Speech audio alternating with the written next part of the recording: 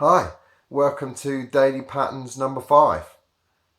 Today is my 42nd March the 27th, and up until very recently I considered myself something of an expert in March the 27th, having had 41 of them.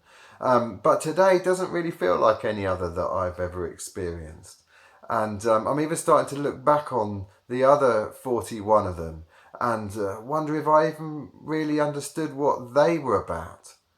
I wonder whether you've got that same sense of feeling a bit discombobulated today.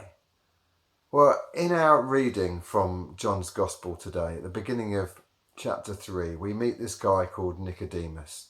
And I think Nicodemus is in the same boat because he is a Pharisee, he's a member of the Jewish ruling council. In other words, he's an expert in God. And all of that is fine and brilliant until he meets Jesus, and then it's all thrown up in the air. And I kind of imagine that he looks back at his learning and his experience and he wonders if any of it has any validity at all anymore.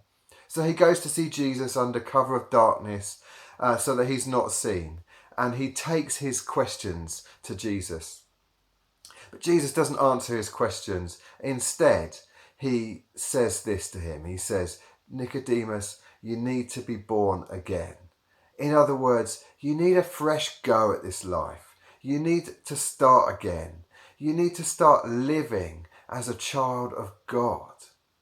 And so this is a profound message of love. In fact, it shows that much more important than what you know is who loves you.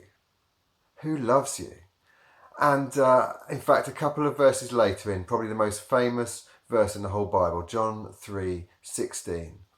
John, writing the Gospel, says, "For God so loved the world that he gave his only Son, that whoever believes in him will never die but will have eternal life."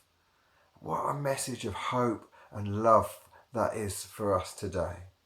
And so if you're thinking the only thing I really know is that I don't know anything anymore, perhaps just knowing that you are a loved child of God will make the difference. If we can ingest that in some way, then we can start to live our lives with real hope again. Maybe we can even start to look forward to the rest of today and even, dare I say it, to March the 28th. See you next time.